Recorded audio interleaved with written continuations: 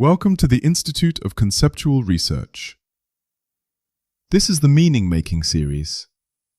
Lesson 2. Meaning versus Aesthetic.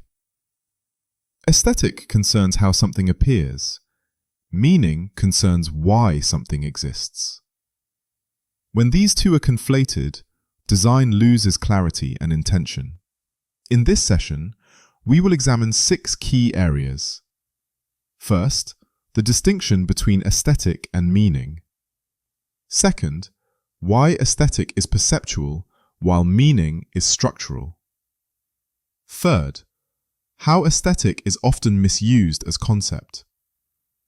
Fourth, how to recognize when a project lacks meaning.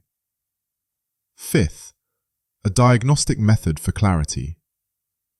And sixth, a short exercise to strengthen analytical observation. Many students begin with the aesthetic and then attempt to retrofit meaning afterward. However, the correct sequence is the reverse. Meaning establishes direction, and direction informs the aesthetic. Aesthetic should emerge from thought, not precede it. Meaning is defined as the significance something holds within a context. Aesthetic refers to the perceptual qualities through which something is experienced visually. Meaning explains, aesthetic describes. We often confuse the two because aesthetic can feel meaningful. However, the emotional response to appearance does not guarantee conceptual depth. To put it simply, aesthetic impact is not the same as conceptual intention. Work that relies solely on aesthetic typically presents as follows. It may look visually pleasing, but it communicates very little. It depends on style rather than insight. Its decisions cannot be justified, and it could belong to almost any project because it lacks internal logic. This is decoration, not design.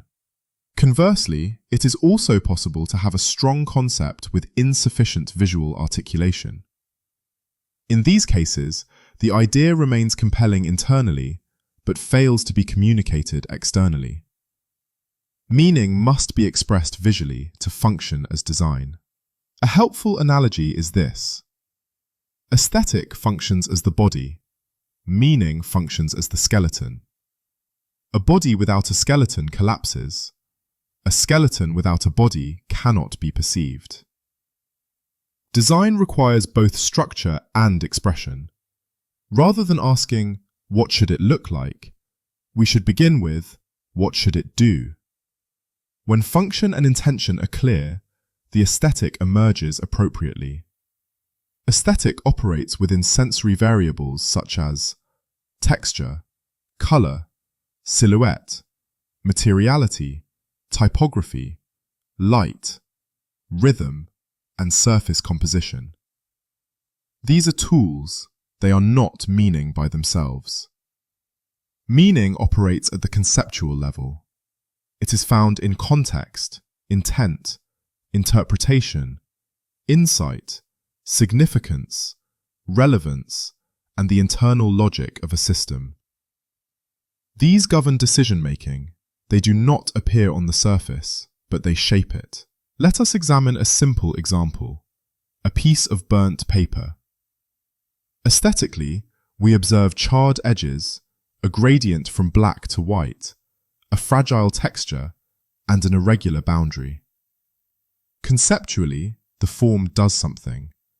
It indicates interruption or impact. It holds the memory of an event. The burn is evidence. It can speak to fragility, trauma, transformation, or conflict.